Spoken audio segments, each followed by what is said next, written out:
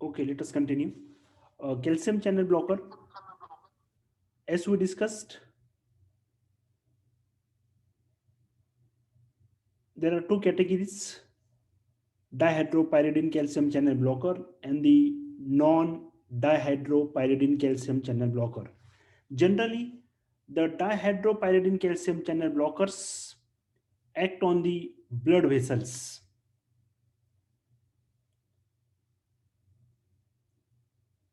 and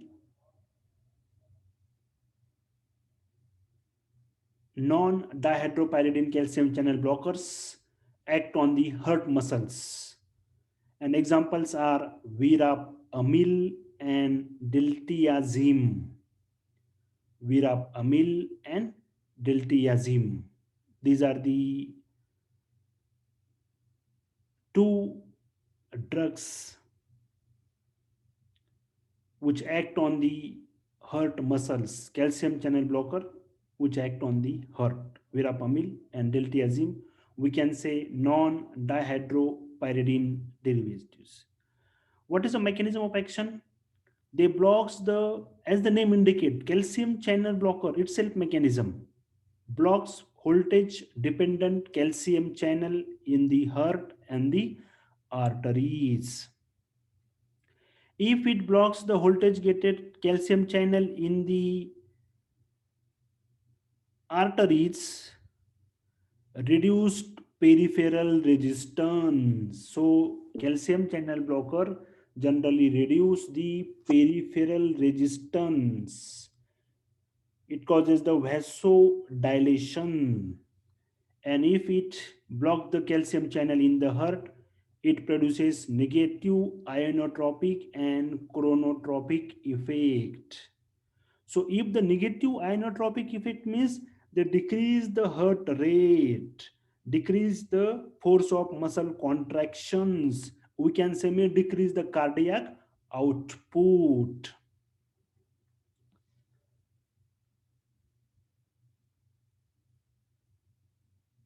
Calcium channel blockers, nifedipine, dipine, it is from the dihydropyridine derivative, and verapamil and diltiazem, these are from the both from the non-dihydropyridine derivatives, and they act on the heart muscles. So what is the effect on the cardiovascular system? Coronary arterial dilation, positive, positive, positive in both dihydropyridine derivatives as well as in non-dihydropyridine derivatives. This first dipine is act on the blood vessels while diltiazem and verapamil act on the heart muscles. What about peripheral arterial dilation? Positive. Decrease in the blood pressure? Yes, these three drugs decreases the blood pressure. What about cardiac contractility? Yes, it is very important. Now, the diltiazem and verapamil does not, we can say, decrease the cardiac contractility, affects the cardiac contractility. We can say decrease the heart rate because these drugs act on heart muscles. What about the AV node conduction? The diltiazem and verapamil decrease the AV node conduction.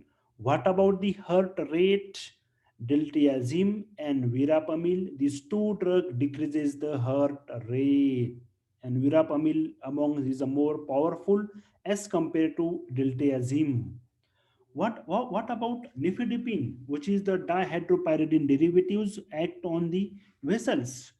They, it causes the increase the cardiac contractility, increase the AV node conduction, increase the heart rate because due to reflex sympathetic stimulation, we can say reflex tachycardia. So nifedipine is responsible for reflex tachycardia, reflex sympathetic stimulation.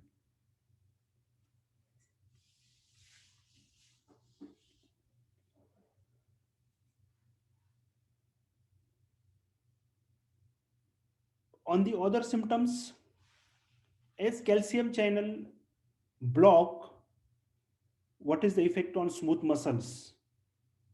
The bronchi smooth muscle relaxation, bronchodilation. GIT relaxation leads to constipation, and uterus muscle relaxation causes tocolytic effects and used in the management of premature labor.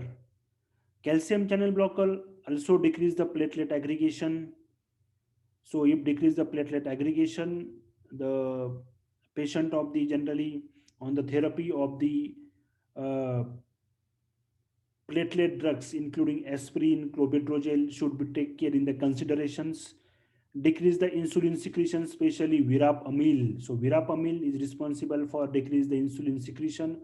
So about the type 2 diabetes mellitus patients should be take the considerations. What is therapeutic use of calcium channel blockers? The first one is vascular selective calcium channel blocker. We will see vascular selective means there is two categories, vascular and cardiac, cardioselective. Which are the vascular selective? Vascular selectives are the dihydropyridine derivatives, dipine, and cardioselective only two, verapamil and diltiazem. So let us see the use of vascular selective calcium channel blocker, amlodipine, nifedipine, nimodipine, used in treatment of hypertension due to arterial vasodilation, decrease the peripheral resistance and decrease the blood pressure. As we know that the principle of management of the hypertension includes the peripheral resistance and the cardiac output. We have to work on these two targets, either decrease the peripheral resistance or either decrease the cardiac output. Either decrease in peripheral resistance means vasodilation. Yes, it is right. Long acting dihydropyridine, generally amlodipine is used. So it is used in the hypertension plus peripheral artery disease by arterial dilation because it increases the blood supply to the periphery. Also, it is used in the cerebral ischemia, vasospasm by arterial dilator effect, increase the cerebral blood flow. And in chronic kidney disease, the use should be precautions because clinic heart failure and the chronic kidney disease may causes contraindications for the calcium channel blockers. So here hypertension in the black adults with hypertension including those with diabetes mellitus but without heart failure and chronic kidney disease. So it means that the in the chronic kidney disease the use of the calcium channel blocker is with the cautious. Initial hypertensive treatment should be include thiazide type diuretic or calcium channel blocker. Generally, in the old person, if the person is more than 70 or 80, generally the main stay of therapy include CD. C means calcium channel blocker and D means diuretic. Either monotherapy, start with the monotherapy. If it is not get benefit, try combination therapy. Long acting dihydropyridine with the once daily dose. And so the main use of the vascular selective calcium channel blockers, it is in the management of blood pressure. What about cardioselective calcium channel blocker? Verapamil and diltiazims are used in treatment of hypertension as they increase the cardiac output. As they decrease, remember, decrease the cardiac output because due to negative ionotropic effect. As we seen here, this table, cardiac contractility decreased, AV node conduction decrease, heart rate decrease, as a result decrease in the cardiac output and decrease in the blood pressure. And it also causes the arterio dilation, decrease the peripheral resistance, and decrease in blood pressure. But remember, Verapamil and diltiazem are not first line hypertensives. This Verapamil and diltiazem generally is not recommended because they have short half lives and more cardiac side effect and drug drug interactions. They can be used in the ischemic heart disease, cardiac arrhythmia.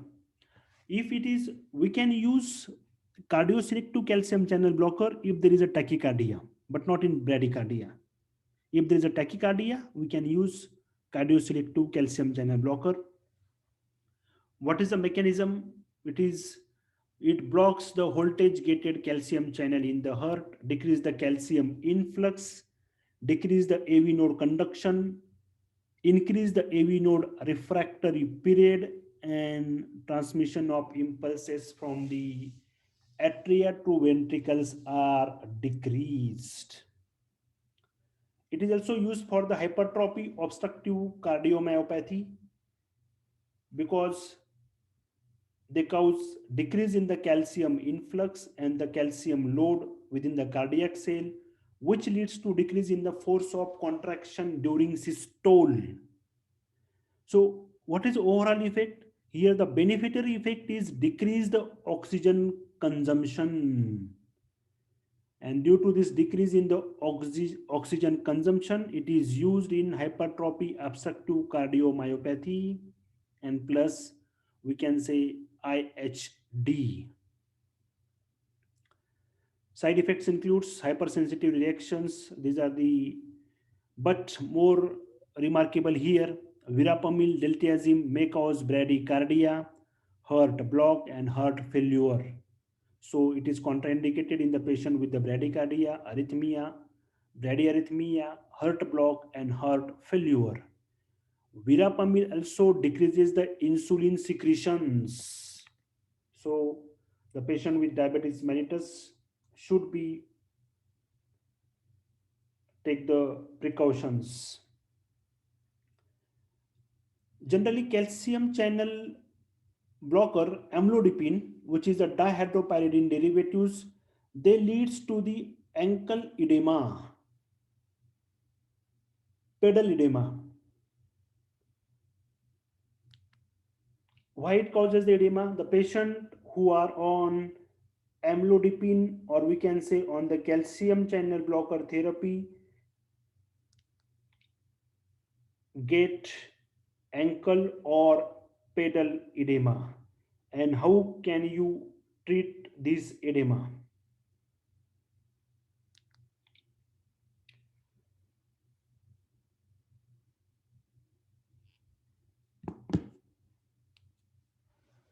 Ankle or pedal edema, it is due to potent peripheral arterial vasodilation. Due to vasodilation without equal vein dilation. What is the effect of potent peripheral arterial vasodilation? Increase leakage through the capillaries in the leg. Due to increase the leakage through the capillary in the legs, it may cause peripheral edema. So how can we treat? Generally, we know that the treatment of edema consists of diuretics. But here we can use the diuretic in the treatment of edema, which is caused by the sodium and water retention. But in this edema, ankle edema or pedal edema caused by the dihydropyridine calcium channel blocker is not due to the retention of sodium and water, but due to increase in the leakage through capillaries in the legs. So we have to treat it by the decrease the dose of calcium channel blocker, or we can add angiotensin converting enzyme inhibitor or angiotensin receptor blocker to the calcium channel blocker. But it is not treated by diuretic as diuretics are not effective for treatment of this case. Why not effective? Because there is a no sodium and water retention in the edema. Okay, so treat by reducing the decrease the dose of calcium channel blocker, or you can switch to the other antihypertensive drug, or addition of the angiotensin converting enzyme inhibitor or angiotensin receptor blockers found to be beneficial to manage the ankle edema caused by amlodipine. Contraindications of the calcium channel blockers, generally the verapamil and diltiazem, these are contraindicated. These are the act on the cardiac muscle and contraindicated in the heart failure and the heart block, the patient of heart failure and heart block, because as we discussed, they decrease the contractility, AV node conduction, and that's why they may aggravate the heart failure and the heart block.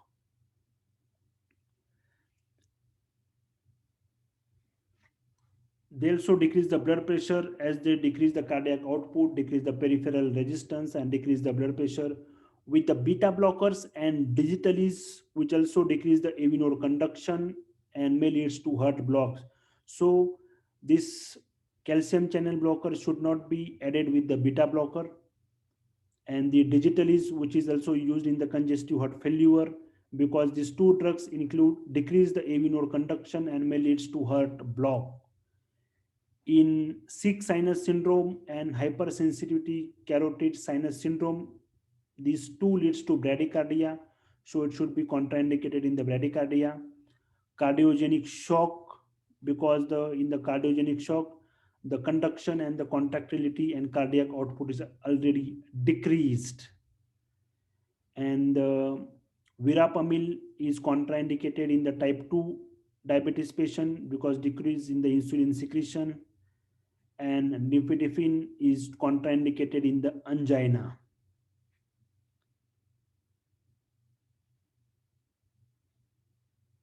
And there is an the drug interactions with the calcium channel blocker. The last slide, let us have a look. What is the drug interactions? Verapamil and diltiazem with digitalis. Digitalis is a drugs used in the congestive heart failure, and with beta blocker should be avoided as they will cause AV block, because the beta blocker and nifedipine can be used together, but beta blocker and the verapamil and diltiazem cannot be used, because verapamil and diltiazem act on the heart muscles and nifedipine act on the blood vessels. This is a difference. Calcium channel blocker and direct vasodilators. If both calcium channel blocker also causes the vasodilation, decrease the peripheral resistance, and direct vasodilator, so it causes the profound hypotension. It will increase the effect of the vasodilation, profound hypotension, reflex tachycardia, increase in the heart rate, and they can be blocked by the beta blocker. And the metabolisms, generally the drugs, uh, the bioavailability of calcium channel blocker is increased by the inhibitors of the enzyme CYP3A4, and the bioavailability of the calcium channel blocker is decreased by the inducers of the enzyme CYP3A4. So if the drugs which induces the same enzyme increase in the enzyme, the bioavailability of the calcium channel blocker will be decreased. And if the drug you are taking, you are prescribing, which are metabolized by the same family of enzymes cytochrome 3A4, they inhibit the enzyme, so bioavailability and the concentration of the calcium channel blocker will be decreased in the plasma.